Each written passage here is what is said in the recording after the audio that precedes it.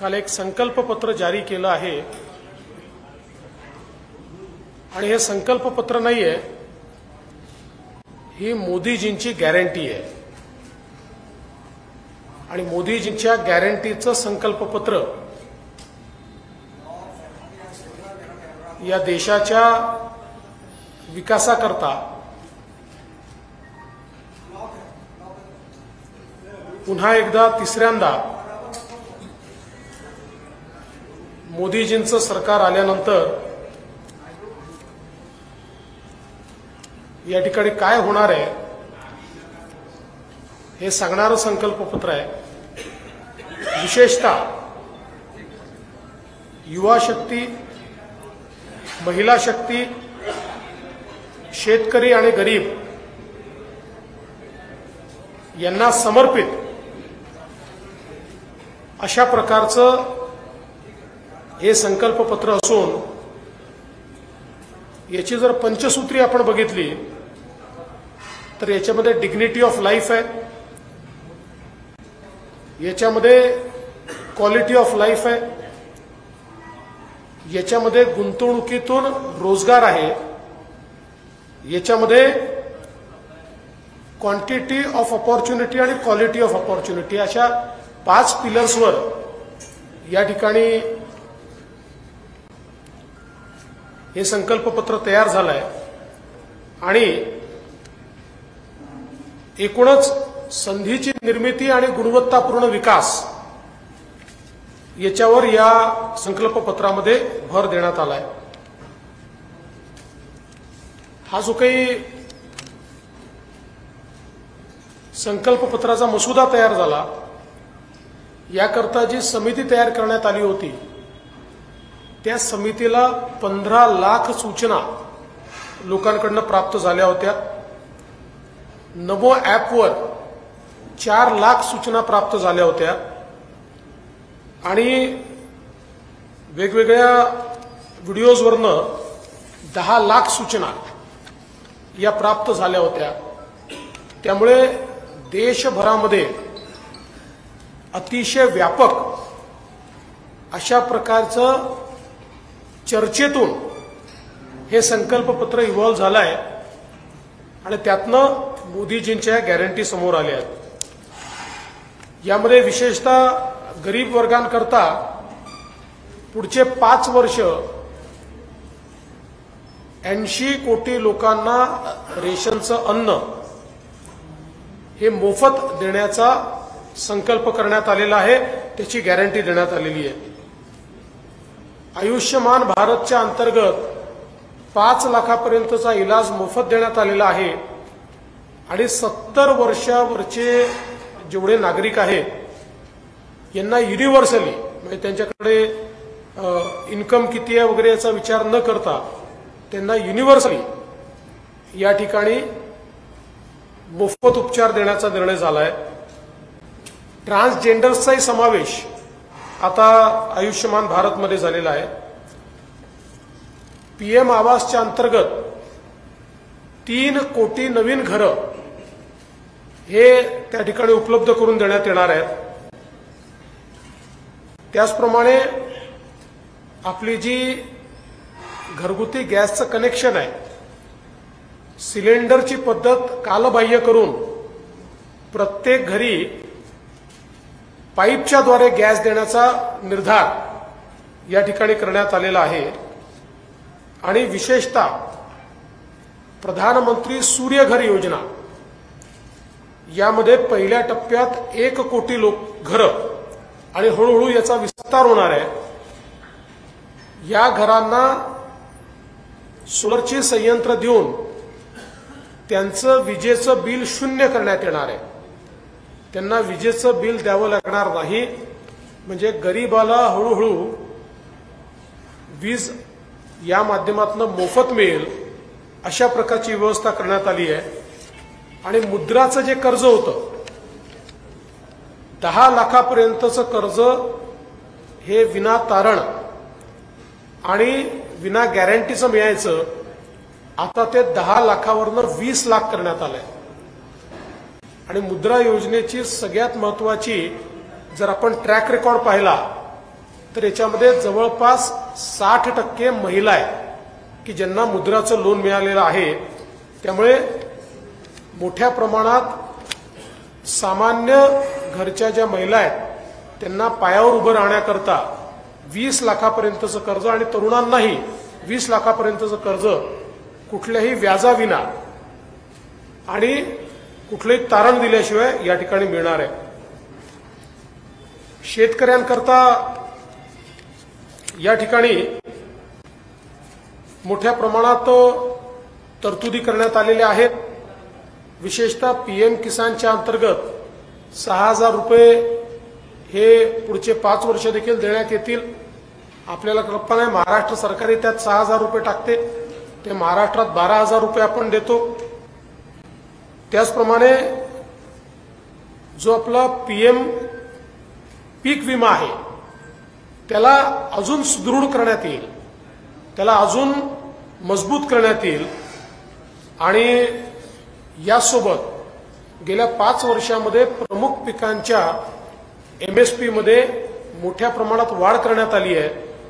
पुढच्याही 5 वर्षांमध्ये भरघोस वाढ ही एमएसपी मध्ये करण्याचा निर्धार याच्यामध्ये करण्यात आलेला आहे। डाळी आणि खाद्यतेलामध्ये आत्मनिर्भरता आणण्याचा याच्यामध्ये विचार आहे आणि भाजीपाला उत्पादन वाढलं पाहिजे, पण हे नाशिवंत असल्यामुळे त्याच्या स्टोरेजची एक पूर्ण इन्फ्रास्ट्रक्चर उभं करायचं, जेणेकरून भाजीपाला उत्पादकांना त्यांच्या जो काही माल उत्पादित होतो त्याला जास्त शेल्फ लाईफ मिळेल आणि त्यांना जास्त चांगले पैसे त्यातनं मिळू शकतील। हा देखील एक प्रयत्न आहे। मिलेट्स किंवा ज्याला श्री अन्न म्हटलेलं आहे, या श्री अन्नाला सुपरफूड म्हणून मार्केट करायचं जगभरामध्ये, असं या ठिकाणी निर्णय झालेला आहे। विशेषतः नैसर्गिक शेतीचा मोठ्या प्रमाणात विस्तार करायचा, या दृष्टीने एक कार्यक्रम आखण्यात आलेला आहे। मागच्या 5 वर्षांमध्ये जवळपास 25 लाख हेक्टर जमीन मोदी सरकारच्या प्रयत्नाने देशभरामध्ये सिंचनाखाली आली आणि आता पुन्हा सिंचन क्षेत्राचा विकास करण्याकरता भरघोस अशा प्रकारचा निधी हा देण्यात येणार आहे। सहकारी क्षेत्रामध्ये विशेषतः ज्या प्राथमिक सोसायट्या आहेत यांचं बळकटीकरण करायचं आणि त्यांच्या माध्यमातून गावोगावी धान्याची साठवणूक करण्याकरता आणि इतरही सगळ्या गोष्टींकरता गोडाऊन्स तयार करणं आणि इन्फ्रास्ट्रक्चर तयार करणं याकरता काम करण्यात येणार आहे। विशेषतः नॅनो युरिया हा एक मोदी सरकारचा अतिशय सफल प्रयोग आहे, ज्याच्यामुळे युरियाचा उपयोग हा कमी होतोय आणि उत्पादकता देखील वाढते आहे। त्या संदर्भात मोठ्या प्रमाणात काम करण्यात येणार आहे आणि कीटकनाशक असतील किंवा इतर सगळ्या ज्या गोष्टी असतील या संदर्भात संशोधनावर भर देऊन किमती कमी आणायच्या आणि जमिनीचा पोत खराब होणार नाही अशा प्रकारचे त्याचं कंपोजिशन करायचं, या संदर्भात मोठ्या प्रमाणात कारवाई करण्यात येणार आहे। देशामध्ये पहिल्यांदा 100% डेडिकेटेड असा ॲग्रिकल्चर सॅटेलाइट, कृषी सॅटेलाइट हा सोडण्यात येणार आहे। या सॅटेलाइटचा उपयोग असा असेल की याच्यामुळे आज कृषी क्षेत्रावर वातावरणातल्या बदलाने जो एक परिणाम होतोय त्या परिणामापासून कृषी क्षेत्राला मुक्ती मिळेल आणि त्यासोबत या सॅटेलाइटच्या माध्यमातून क्रॉपचं लाईफ सायकल मॅनेजमेंट हे देखील आपल्याला करता येईल आणि म्हणून खूप मोठ्या प्रमाणात हे काम करण्यात आलंय। दुसरं, कृषी क्षेत्रामध्ये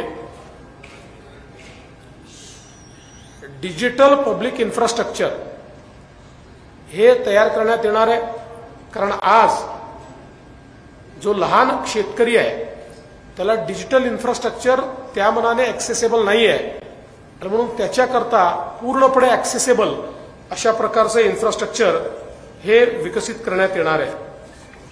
आपण बघितलं तर तरुणाई करता देखील या ठिकाणी मोठ्या प्रमाणात पारदर्शक पद्धतीनं भरतीची प्रक्रिया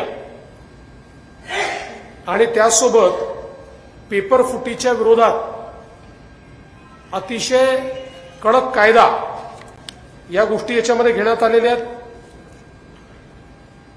आता देशामध्ये स्टार्टअप्स हे खूप मोठ्या प्रमाणात वाढत आहेत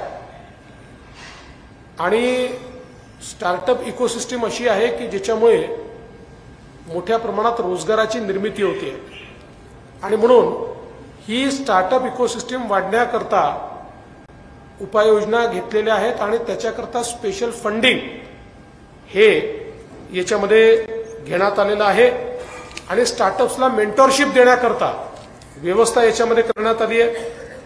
सरकारी खरेदीमध्ये जे काही स्टार्टअप्स असतील यांना प्रोत्साहन देण्यात येणार आहे आणि मोठ्या प्रमाणात उत्पादन क्षेत्र याच्यावर भर दिला जातोय। विशेषतः आता भारताला अशी संधी आहे, ईव्हीचं क्षेत्र असेल, मॅन्युफॅक्चरिंगचं क्षेत्र असेल, इलेक्ट्रॉनिक्सचं क्षेत्र असेल, या सगळ्या क्षेत्रांमध्ये भारत हळूहळू एक ग्लोबल प्लेयर म्हणून किंवा चीनच्या खालोखाल सप्लाय चेनचा भाग म्हणून विकसित होतोय आणि यामध्ये खूप मोठ्या प्रमाणात रोजगाराच्या संधी आहेत आणि म्हणून या सर्व मॅन्युफॅक्चरिंग क्षेत्राला मोठ्या प्रमाणात मदत करण्यात येणार आहे आणि त्यासोबत एमएसएमईचं जे क्षेत्र आहे, आपल्याला कल्पना आहे की हे क्षेत्र सर्वात जास्त रोजगार देणारं क्षेत्र आहे।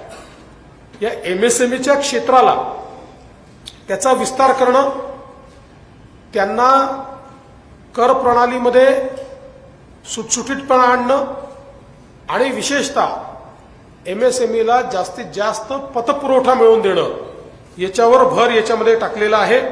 त्याच्यामुळे मोठ्या प्रमाणात देशामध्ये रोजगाराची निर्मिती ही होणार आहे आणि त्यासोबत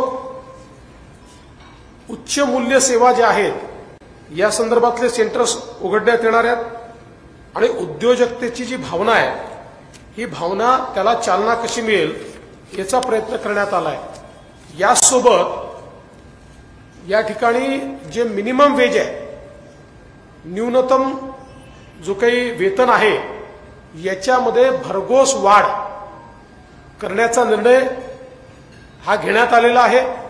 याचा विशेषतः असंघटित क्षेत्रातले जे कामगार आहेत या कामगारांना मोठा फायदा होणार आहे आणि त्याच्यामध्ये सातत्याने वाढ होत राहिली पाहिजे याकरता एक पॉलिसी तयार करण्यात येणार आहे की ज्यातनं कामगारांना देखील मोठ्या प्रमाणात फायदा होईल।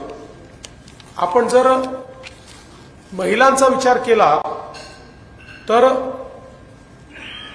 विशेषतः मागच्या काळामध्ये 1 कोटी महिलांना ग्रामीण भागामध्ये लखपती दीदी बनवण्याचा कार्यक्रम संपन्न करण्यात आला आहे आणि आता पुन्हा 3 कोटी महिलांना लखपती दीदी बनवण्याचा कार्यक्रम हातामध्ये घेण्यात आला आहे।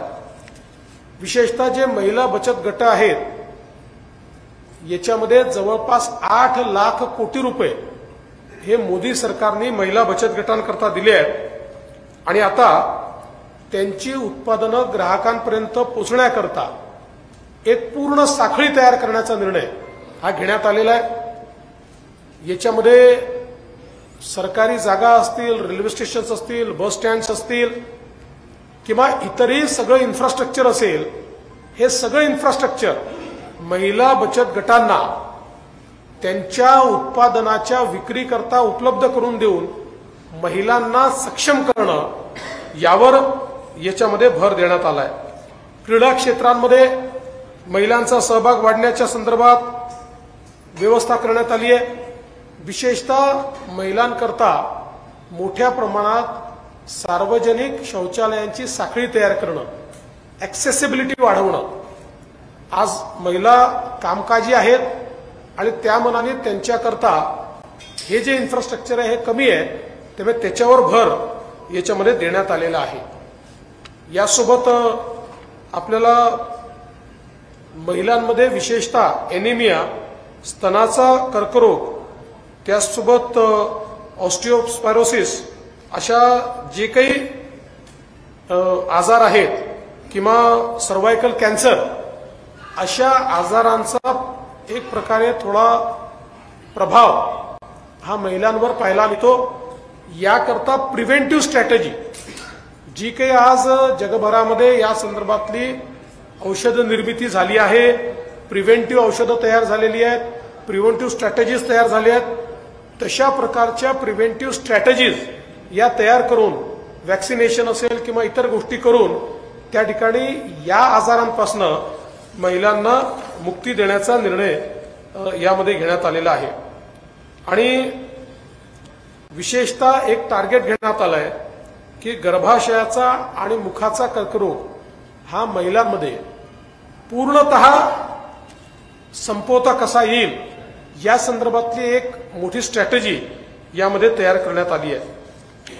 नारी शक्ती वंदन कायदा, ज्या कायद्याच्या माध्यमातून महिलांना लोकसभेमध्ये आणि विधानसभेमध्ये दोन्हीकडे आरक्षण मिळणार आहे, त्याची अंमलबजावणी ही आता या काळामध्ये करण्यात येणार आहे।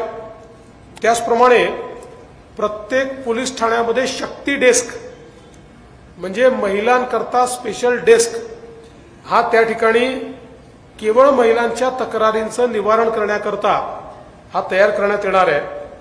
आणि इमर्जन्सी सपोर्ट सिस्टीम जी आहे त्याचा विस्तार करून आपत्कालीन हेल्पलाईन 112 याच्यामध्ये महिला फ्रेंडली अशा प्रकारची व्यवस्था ही करण्यात येणार आहे।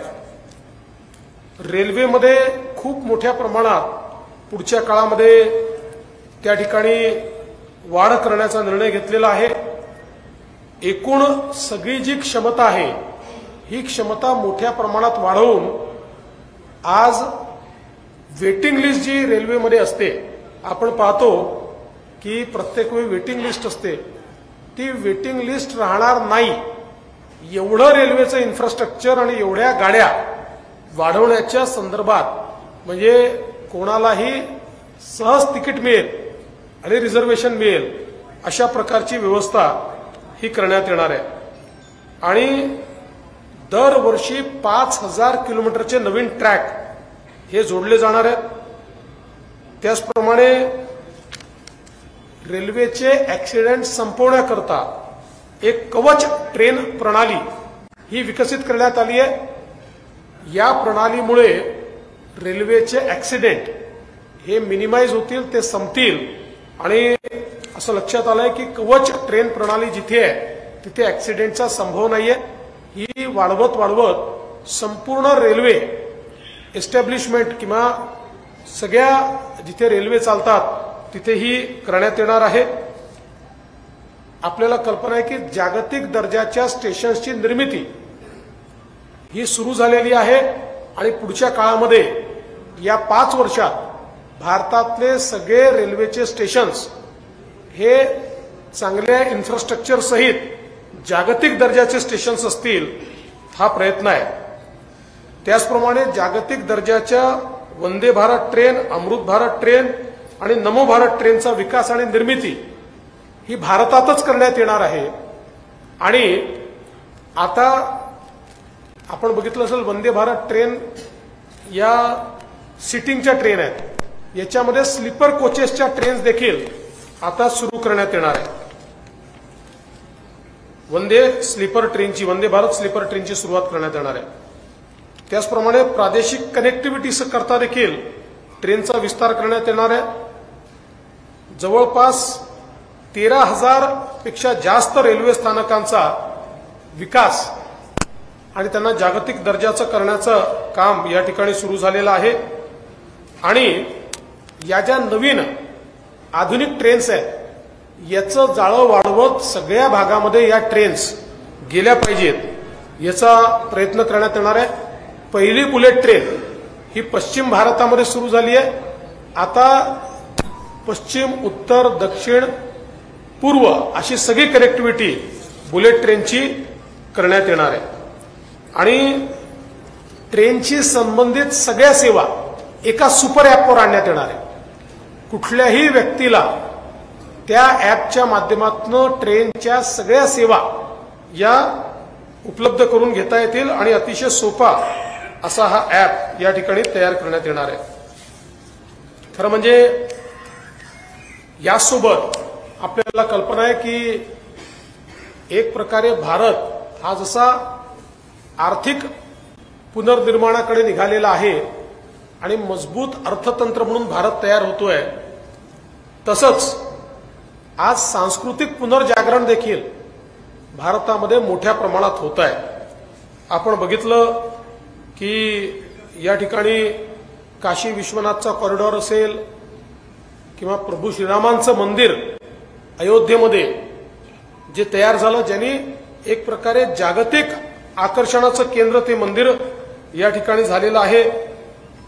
अशा प्रकारचे जे काही आपली वारसा स्थळ आहे, अशा विविध वारसा स्थळांचा विकास हा या ठिकाणी करण्यात येणार आहे। भारतीय पांडुलिपी जी आहे त्याचं संवर्धन हे करण्यात येणार आहे आणि प्राचीन भारतीय संस्कृती, अभिजात भाषा, संस्कृती आणि परंपरा या सगळ्याच्या जतनासाठी एक स्पेशल फंड हा तयार करण्यात येणार आहे आणि डेडिकेटेडली हे सगळं काम या ठिकाणी करण्यात येणार आहे। तसंच भारतातलं जे साहित्य आणि संस्कृती आहे,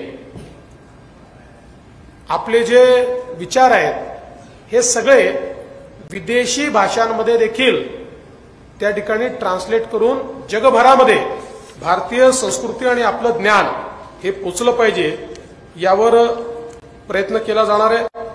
भारतीय ज्ञान परंपरांवर आधारित त्रैवार्षिक आंतरराष्ट्रीय संमेलन हे देखील घेण्यात येणार आहे आणि जो विचार, वैश्विक विचार भारताचा आहे, तो आता भारताचा विचार जगामध्ये स्थापित करण्याचा प्रयत्न हा देखील निश्चितपणे करण्यात येणार आहे। विशेषतः भारत ही जगातली सगळ्यात जुनी सभ्यता आहे आणि त्या मनाने आपल्याकडे जेवढ्या मोठ्या प्रमाणात उत्खनन केलं पाहिजे तेवढ्या मोठ्या प्रमाणात होत नाही, त्याच्यावर भर देऊन आणि स्मारकांचं जीर्णोद्धार, संवर्धन आणि जतन करण्याचं काम हे करण्यात येणार आहे।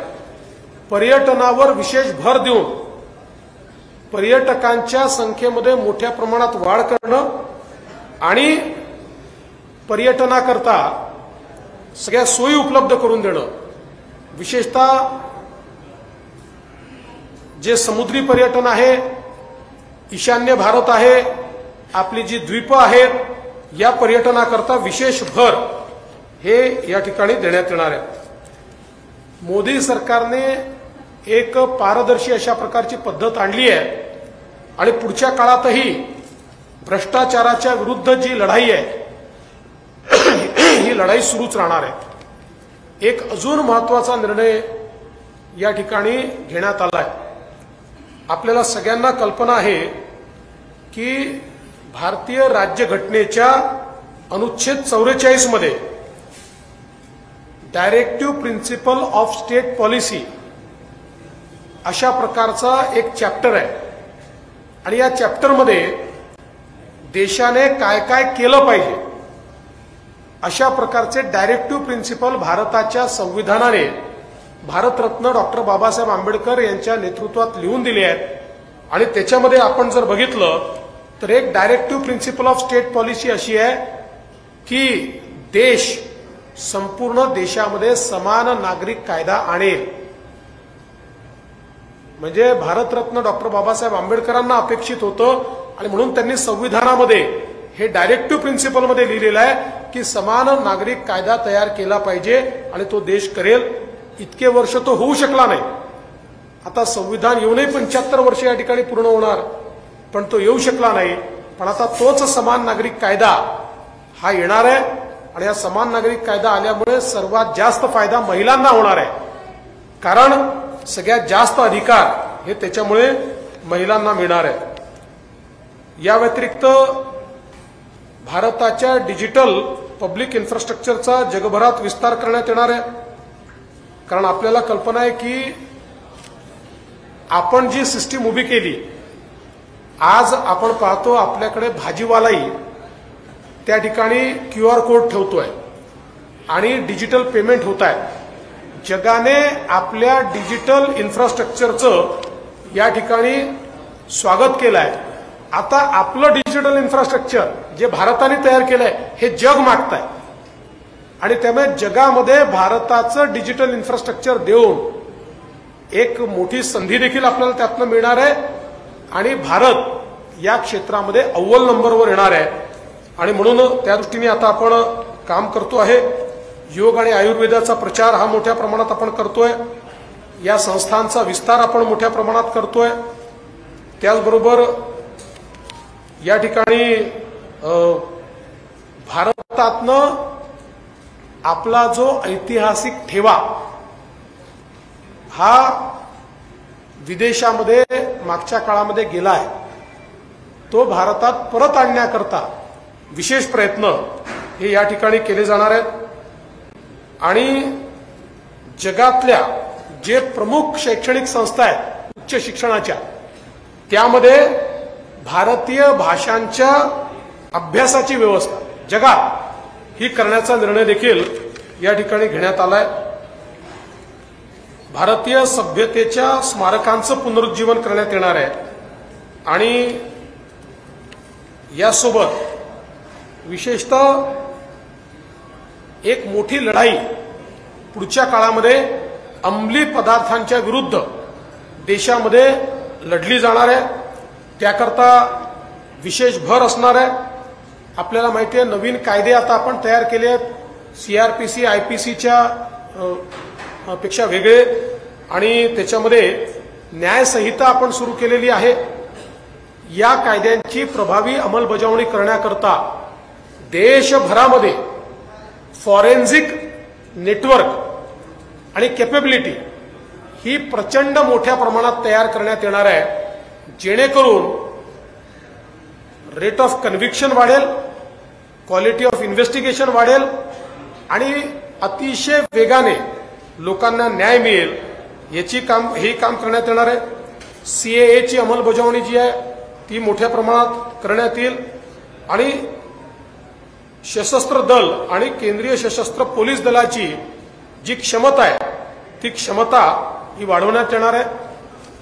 वन नेशन वन इलेक्शन याच्यावर देखील भर असणार आहे आणि एक मतदार यादी, जी मतदार यादी सगळ्या निवडणुकांमध्ये कॉमन असेल अशा प्रकारे ते देखील या ठिकाणी करण्यात येणार आहे. एक राष्ट्रीय सहकारी धोरण हे तयार करण्यात येणार आहे. 2025 साल हे भगवान बिरसा मुंडांच्या 150व्या जन्मजयंतीचं वर्ष आहे. आदिवासी गौरव दिन म्हणून आपण त्यांची जन्मजयंती मोदी सरकार आल्यापासून साजरी करतो. संपूर्ण देशामध्ये भगवान बिरसा मुंडा यांच्या जयंतीच्या निमित्ताने वर्षभर वेगवेगळ्या प्रकारचे आदिवासी समाजाला अधिकारिता देणारे कार्यक्रम हे या ठिकाणी राबवले जातील. आणि यासोबत ज्या एकलव्य विद्यालय आहेत त्या एकलव्य विद्यालयांमध्येही, कारण आपल्याला लक्षात असेल की आदिवासी समाजामध्ये एकलव्य विद्यालयाने विशेष अशा प्रकारचं गुणवत्तापूर्ण शिक्षण दिलं आहे. जवळपास त्याची संख्या ही 750 विद्यालयांनी वाढवण्याचा निर्णय हा या ठिकाणी देण्यात आलाय. खरं म्हणजे अनेक गोष्टी आहेत, पण सगळ्या गोष्टी आज सांगता येणार नाही. पण एक आपल्या लक्षात मी आणून देऊ इच्छितो, 2019ला मोदी सरकारने जो जाहीरनामा दिला होता त्याच्यामध्ये 75 आश्वासनं दिली होती. ती सगळी आश्वासनं ही पूर्ण करण्यात आली आहे. मग त्यामध्ये आपण जर बघितलं तर नागरी सुधारणा कायदा असेल, राम मंदिर असेल, किसान क्रेडिट कार्डवर 1 लाख रुपयापर्यंत कर्जावर 0% व्याज असेल, या ठिकाणी 1 वर्षापर्यंतच्या कृषी कर्जावर 5 वर्षासाठी व्याज मुक्त ते देखील मोदी सरकारने केलं. देशातील सर्व शेतकऱ्यांना वार्षिक 6,000 रुपयाची आर्थिक मदत आश्वासन दिलं होतं, ते देखील पूर्ण केलं. देशातील लहान दुकानदारांना वयाच्या 60 वर्षानंतर आणि शेतकऱ्यांना 60 वर्षानंतर पेन्शन मिळावं याकरता योजना आपल्याला माहिती आहे, अटल पेन्शन योजना या ठिकाणी सुरू केली आणि त्याही माध्यमातून तो एक फायदा आपण दिलेला आहे। राष्ट्रीय व्यापार आयोगाची स्थापना करण्यात आलेली आहे। उच्चभ्रू अभियांत्रिकी महाविद्यालयांच्या जागांमध्ये जवळपास मोठ्या प्रमाणात वाढ करण्यात आली आणि आता पुन्हा 50% वाढ ही त्याच्यामध्ये करण्यात येणार आहे। जमिनीच्या कागदांचं डिजिटायझेशन असेल, शुद्ध पिण्याचं पाणी हर घर जलच्या माध्यमातून पोहोचवण्याचा विषय असेल, एलपीजी कनेक्शनचा विषय असेल, राष्ट्रीय महामार्गांमध्ये दुपटीची वाढ ही त्या ठिकाणी करण्याचा विषय असेल, 75 नवीन वैद्यकीय महाविद्यालय सुरू करण्यात आली। त्याचबरोबर रेल्वे स्टेशन सर्व रेल्वे मार्गाचं विद्युतीकरण 2022 मध्ये पूर्ण करण्यात आलं। सर्व रुळांचं ब्रॉडगेजमध्ये रूपांतर याची सुरुवात करण्यात आली आणि 5 किलोमीटरच्या आत प्रत्येक व्यक्तीला बँकिंग व्यवस्था देण्यात येईल असं सांगितलं होतं, ते देण्याचं काम झालं। लघु सूक्ष्म आणि मध्यम उद्योगांकरता सिंगल विंडो सिस्टीम सुरू झाली।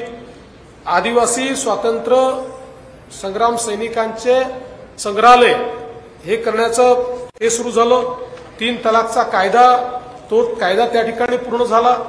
त्यामुळे भाजपचं संकल्पपत्र हे कागदी नाहीये, भाजपचं संकल्पपत्र ही मोदीजींची गॅरंटी आहे आणि निश्चितपणे देशातल्या सर्व घटकांचा विकास, दीन दलित गोर गरीब आदिवासी शेतकरी शेतमजूर महिला अल्पसंख्याक ओबीसी यांच्यासहित ओपन कॅटेगरीपासून प्रत्येक व्यक्तीचा विकास करण्याचा संकल्प आणि त्याच्याकरता संधी ही या मोदींच्या गॅरंटीच्या संकल्पपत्रातून देण्यात आली आहे।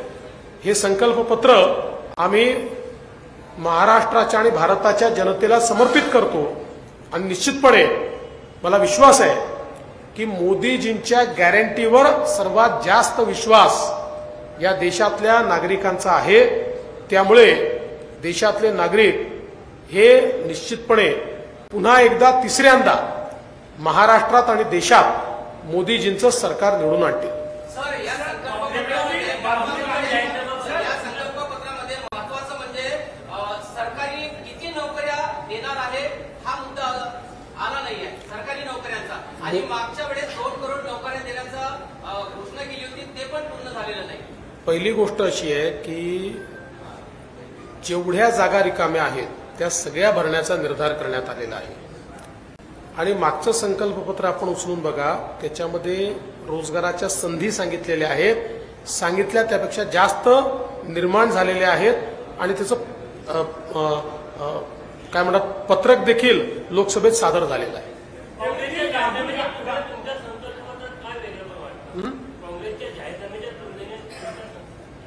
असं आहे की काँग्रेसचा जो जाहीरनामा आहे हा फेल्ड जाहीरनामा आहे। याचं कारण काँग्रेस यापूर्वी छत्तीसगडला निवडून आली होती, जाहीरनाम्यातली एकही गोष्ट पूर्ण केली नाही। राजस्थानला निवडून आली होती, जाहीरनाम्यातली एकही गोष्ट पूर्ण केली नाही। हिमाचलमध्ये निवडून आले, जाहीरनाम्यातली एकही गोष्ट पूर्ण केली नाही। आताही कर्नाटकमध्ये निवडून आले तर जाहीरनाम्यातली एकही गोष्ट त्यांनी पूर्ण केलेली नाही। त्यांच्याकरता जाहीरनामा कागद आहे, आमच्याकरता ती मोदीजींची गॅरंटी आहे।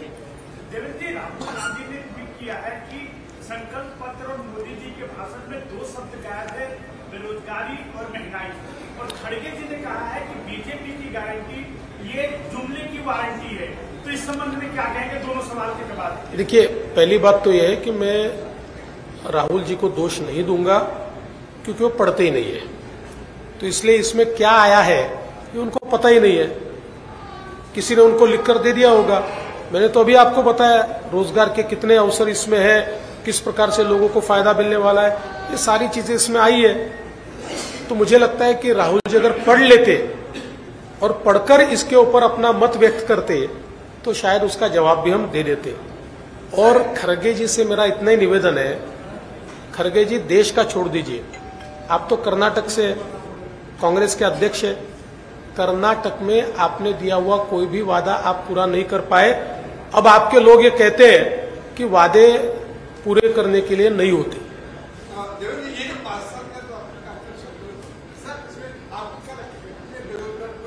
जी देखिए, आप अगर देखिए तो पूरे तरीके से अवसर निर्माण के लिए ही ये डेडिकेटेड है।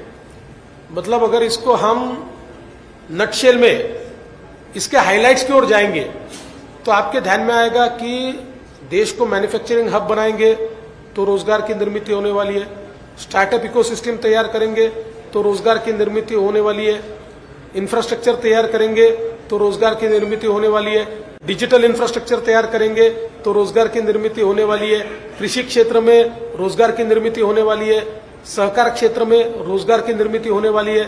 तो कुल मिलाकर अगर इसको अलग अलग तरीके से देखें तो मैं ऐसा कहूंगा कि रोजगार के लिए समर्पित इस प्रकार का ये मोदी की गारंटी का पत्र है।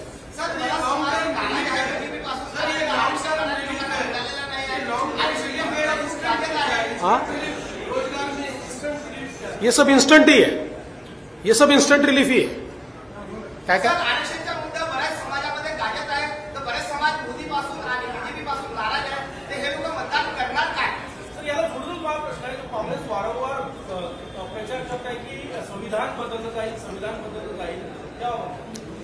माननीय प्रधानमंत्री महोदयांनी अतिशय स्पष्टपणे सांगितलेलं आहे की डॉक्टर बाबासाहेब आंबेडकरांचं संविधान होतं म्हणून चहा विकणारा पोरगा आज देशाचा प्रधानमंत्री झालाय। ज्यावेळेस मोदीजींची निवड एनडीएचे प्रमुख म्हणून झाली त्यावेळी त्या ठिकाणी मोदीजींनी पहिल्यांदा भारताच्या संविधानाची पूजा केली आणि त्यानंतर मोदीजींनी आपलं पद स्वीकारलं। मोदीजी म्हणतात मला कुठल्याही ग्रंथापेक्षा संविधान हे जास्त महत्वाचं आहे आणि गेले 10 वर्ष पूर्ण मेजॉरिटी, ॲब्सोल्यूट मेजॉरिटी मोदीजींकडे आहे। पण मोदीजींनी संविधानाचं रक्षण केलं, संविधान बदलण्याचा विचार देखील केला नाही। आणि सगळ्यात महत्वाचं असं आहे की सुप्रीम कोर्टाने अतिशय स्पष्टपणे सांगितलेलं आहे की संविधानाचं बेसिक स्ट्रक्चर बदलण्याचा अधिकार संसदेला नाही। त्यामुळे हा काँग्रेसचा जुमला आहे। ज्यावेळेस विकासाचा विचार मांडता येत नाही, ज्यावेळी कुठलंही त्या ठिकाणी जनहिताचं कार्य करता येत नाही आणि ज्यावेळी क्रेडिबिलिटी संपलेली आहे अशा वेळी लोकांच्या मनात कन्फ्युजन तयार करण्याचा प्रयत्न आहे। पण हाच प्रयत्न त्यांनी 14 ला केला, हाच प्रयत्न त्यांनी 19 ला केला, हाच प्रयत्न ते 24 ला करतायत। लोकांचा विश्वास हा केवळ मोदीजींवर आहे आणि म्हणूनच आताही झालेल्या 3 राज्यात मोदीजींच्या बाजूनेच लोकांनी मतदान केलंय आणि देशातही मोदीजींच्या बाजूनेच लोक मतदान करतील।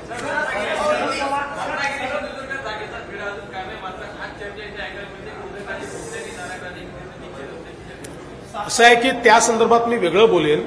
आता आपण संकल्पपत्रावर आहोत।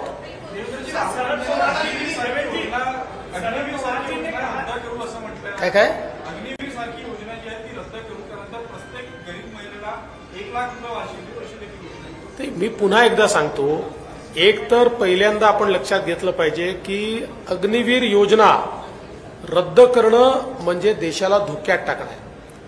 कारण देशाच्या सेनेच्या प्रमुखांनी सांगितलं की आमचं जे सैन्य आहे हे जर आम्ही युवा ठेवलं नाही तर आम्ही लढू शकणार नाही। आज जगाच्या पाठीवर सगळ्या देशांचं सैन्य युवा आहे आणि आमचं सैन्य युवा नाही।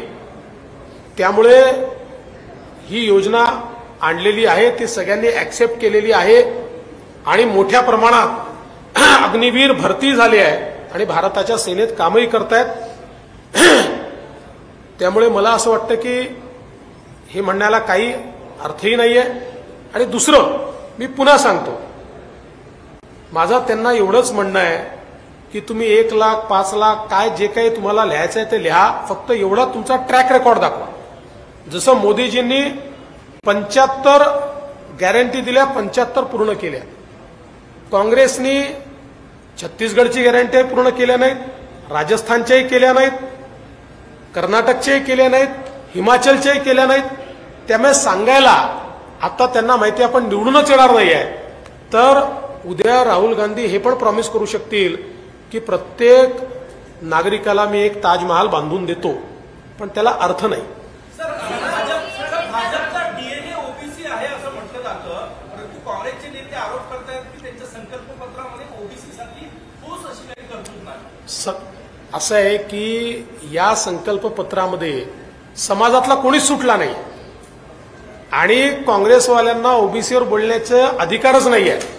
कारण देशामध्ये आणि राज्यामध्ये ओबीसीचं कल्याण हे केवळ भारतीय जनता पक्षाच्या आणि एनडीएच्या सरकारने केलं आहे.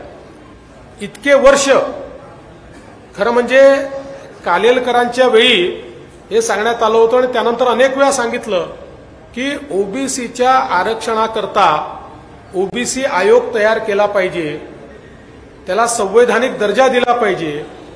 परंतु काँग्रेसच्या सरकारने 70 वर्ष ओबीसी आरक्षणाकरता संवैधानिक आयोग तयार केला नाही. तो आयोग नरेंद्र मोदीजींनी तयार केला. आज भारताच्या स्वातंत्र्यानंतर जेवढी सरकारं झाली त्या सगळ्या सरकारांमध्ये सगळ्यात जास्त ओबीसी मंत्री मोदीजींच्या सरकारमध्ये आहे आणि मोदीजींच्या सरकारमध्ये 60% मंत्री हे ओबीसी, एसटी आणि एससी आहे, जो आजपर्यंतचा रेकॉर्ड आहे.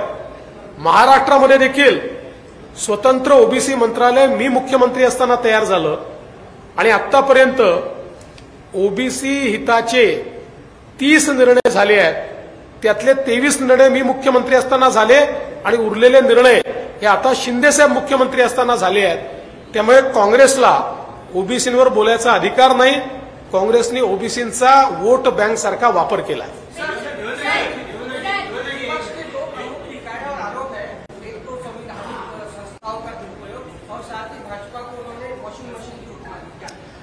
देखिए ये सारी चीजें वो बोलते रहते हैं, लेकिन दुनिया जानती है पारदर्शी प्रामाणिकता के साथ देश में किसी ने काम किया होगा तो नरेंद्र मोदी जी ने किया है. प्रचार ऐसा भी किया जा रहा है. पत्रात तुम्ही म्हणताय की 80 कोटी लोकांना मोफत धान्य देणार आणि खाती उल्लेख केला की शेतकऱ्यांची एमएसपी वाढवणार. 80 कोटी लोकांना आपण जर फुकट धान्य देणार असतो, एमएसपी कसं वाढेल? हे गणित कसं होणार? असं आहे, हा गरीब कल्याणाचा अजेंडा आहे. लोक कल्याणकारी अशा प्रकारचे राज्य आहे. आत्ताही कोविडपासनं आपण दरवर्षी एमएसपी वाढवली आणि तरी देखील कोविडपासनं आपण मोफत अन्नधान्य देतोच आहे. त्यामुळे एमएसपी पण वाढणार आणि मोफत अन्नधान्य देखील दिलं जाणार.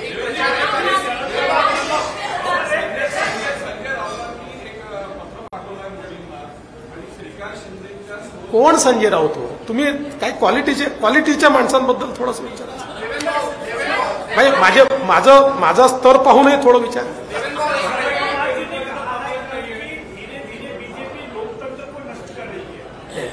देखिए, जब इनके सारे जुमले समाप्त हो जाते तो लोकतंत्र नष्ट होने वाला है, संविधान बदलने वाला है. एक घिसी-पिटी रिकॉर्ड है. अब लोगों का भी इस पर विश्वास नहीं है.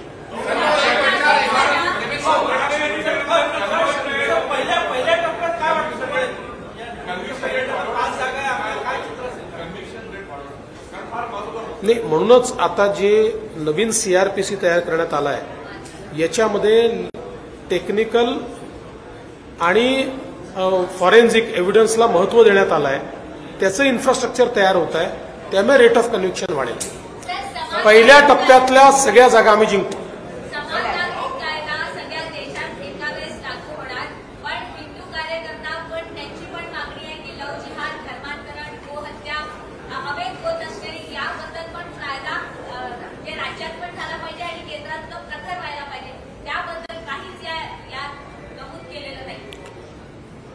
गोवंश हत्या बंदीचा कायदा हा लागूच आहे.